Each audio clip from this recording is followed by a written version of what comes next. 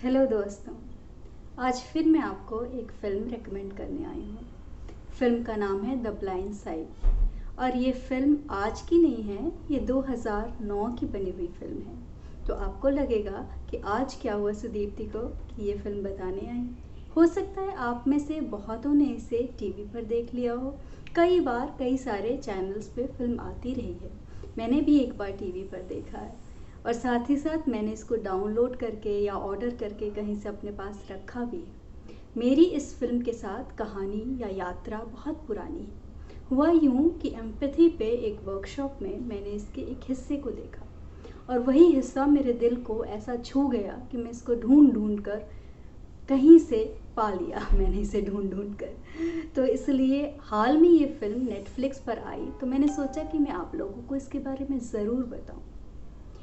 मैंने कई स्टूडेंट्स को भी बताया है, एक बार अपनी कक्षा के साथ भी कुछ दृश्य शेयर किए तो उनमें से कोई स्टूडेंट बोलता है मैम ये आपकी फेवरेट फिल्म है। फेवरेट जैसी तो नहीं लेकिन वन ऑफ द फेवरेट है। क्यों है? क्योंकि ये हमें बेहतर मनुष्य बनाती है। आपको लगेगा कि मैंने ये फिल्म इतनी बार देख ली है, तो हो सकता है कि इस फिल्म में ऐसा कुछ खास हो आर्ट के स्तर पर या फिल्मों की दुनिया में एक ऐसी फिल्म हो जिसका मुकाबला नहीं है। जी नहीं, ये एक आम अमेरिकन ड्रामा फिल्म है, ऑटोबायोग्राफिकल ड्रामा है जो कि माइकल और नामक फुटबॉल खिलाड़ी के जीवन पर बनी है। अब माइकल और क्या हैं, उनका लाइफ क्या रहा है, उनका स्ट्रगल क्या रहा है, आप ये सब गूगल करके भी देख सकते हैं और इस फिल्म को देखते हुए भी देख सकते हैं। एक अफ्रीकन अमेरिकन का जीवन और उसका संघर्ष क्या रहा होगा आप भारत में बैठे हुए भी समझ सकते हैं, क्योंकि हमारा समाज भी जातीय स्तर पर आर्थिक स्तर पर इतने लेयर्स में बटा हुआ है कि हैव्स एंड हैव नॉट्स के बीच में जो दूरी है, जो एक अच्छे खासे आर्थिक स्तर के लोग हैं वो जिस तरह की सुविधाएं और जिस तरह से पढ़ाई और कॉलेज पाते हैं, और जो आर्थिक स्तर से पिछड़े हुए हैं, जो जाति के स्तर से भी पिछड़े हुए हैं, वो किस तरह की पाते हैं, इस फिल्म को देखते हुए आप इसको समझ सकते हैं। इसके लिए आपको किसी ऐसा नहीं है कि सामाजिक सांस्कृतिक अंतर इतना है कि आप नहीं समझ सकते। लेकिन आज के समय में मैं आपको ये फिल्म देखने के लिए क्यों कह रही हूँ, ऐसा क्या खास है कि मैं चाहती हूँ कि इस समय में आप फिल्म देखें। क्या यह एक सक्सेस स्टोरी है इसलिए? क्या इसमें एक फील गुड फैक्टर है इसलिए? शायद हाँ, और शायद इसलिए भी कि यह फिल्म आपको और मुझे मनुष्य के रूप में बेहतर बनाती है। कैसे बेहतर बनाती है? तो ये हमारे अंदर की समानुभूति यानी कि एम्पैथी को बढ़ाती है। हमारे पास जो है और दूसरों के पास जो नहीं है वह दयापूर्वक बांटना नहीं सिखाती है। ये सिखाती है कि हम और वे एक जैसे मनुष्य हैं और हमें, अगर वे हमारी ज़िंदगी में शामिल होंगे जो वंचित हैं, जो हमारे जैसे नहीं हैं, तो हमारी ज़िंदगी ज़्यादा बेहतर बनेगी, ज़्यादा अच्छी बनेगी। ये उपदेश नहीं देती है। जो ली एंड का कैरेक्टर है और जो माइकल और का कैरेक्टर है, जिसे क्विंटन एरन ने और सैंड्रा बुलॉक ने निभाया है। सैंड्रा बुलॉक मेरी वन ऑफ द फेवरेट अभिनेत्रियों में से एक हैं। वो किसी भी किरदार को ऐसे निभाती हैं कि उस किरदार में फिट हो जाती हैं। वो एक झल्ली सी लड़की को निभाएंगी तो वैसी ही दिखेंगी और वो एक बॉस लेडी बनेंगी तो वैसी ही।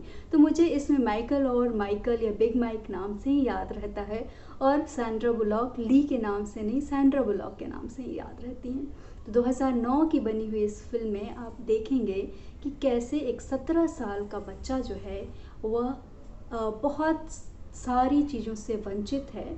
उसकी माँ है तो लेकिन न के बराबर है, और जिस समाज में उसकी स्वीकृति है वह समाज कई तरह से, कई अपराधों से या कितनी सारी चीज़ों से, समस्याओं से ग्रस्त है, और उसकी जो खूबी है वह कोई पहचान नहीं पाता है जब तक कि उसे एक कोच नहीं मिलता है। और कोच बहुत तरह का स्ट्रगल करके उसको स्कूल में डालता है, लेकिन स्कूल में जाने से उसकी समस्याएं ख़त्म नहीं हो जाती। मैं पूरी कहानी नहीं बताऊंगी, मैं सिर्फ एक दृश्य पर बात करूंगी, क्योंकि कहानी तो अगर आप मेरी रिकमेंडेशन से देखेंगे या देख चुके होंगे तो ज़रूर समझ जाएंगे।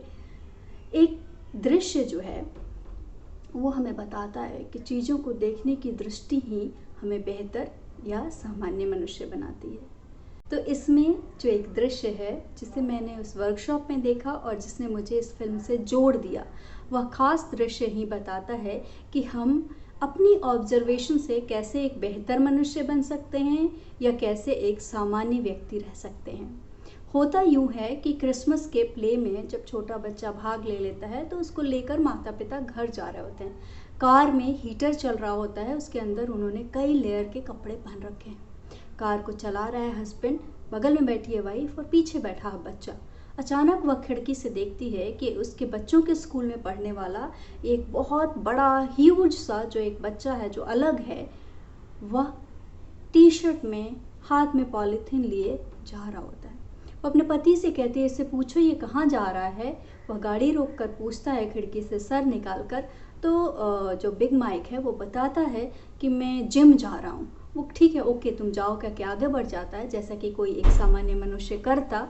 लेकिन जो सैंड्रा बुलॉक है, जो ली एन है, वो वहाँ ठहर जाती है। कहती इस समय जिम, और स्कूल का जिम तो बंद है। वो बाहर निकलती है और मुझे उसका वही स्वरूप बहुत पसंद है जो कि एक बॉस लेडी का है। वो कहती है don't you dare lie to me, और वो झूठ नहीं बोल पाता है। बताता है कि वो गर्माहट के लिए, गर्मी में सोने के लिए, इस सर्द मौसम में उसके पास सोने के लिए कोई जगह नहीं होती है, कपड़े नहीं होते हैं, तो वह सोने के लिए जिम जा रहा होता है। वो उसको घर लेकर आती है। घर लेकर आकर कहीं ना कहीं उसकी सहेलियों को और दर्शकों को लगता है कि एक वाइट गिल्ट है, एक हमारे पास जो है बहुत हम एफ्लुएंट हैं, हमारे पास बहुत सारी चीज़ें हैं, उसका हमारा एक गिल्ट होता है जो समाज में नहीं है। क्या वह गिल्ट है? क्या वह बेहतर मनुष्य है? क्या उसने ठान लिया है कि उसे दूसरों के लिए कुछ करना है? या बिग माइक यानी कि माइकल को अपने परिवार में शामिल करके वह खुद को बेहतर परिवार दे रही है?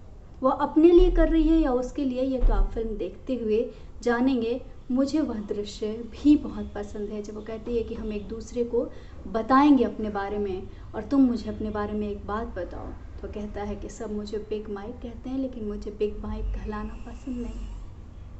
कितनी छोटी सी बात है ना, और कितनी दिल को छूने वाली।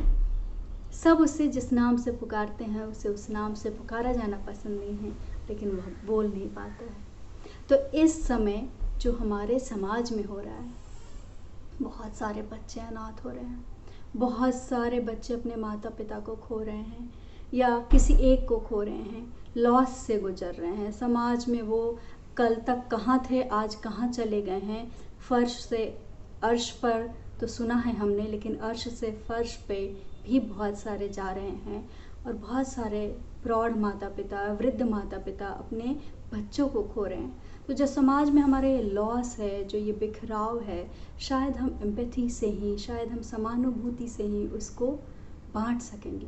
तो अगर आप ये फिल्म देखेंगे तो इस थियरी को शायद हम बेहतर तरीके से समझ पाएंगे। तो आप ज़रूर देखिए मेरे रिकमेंडेशन से फिल्म और मुझे बताइए कि आपको कैसी लगी। शुक्रिया।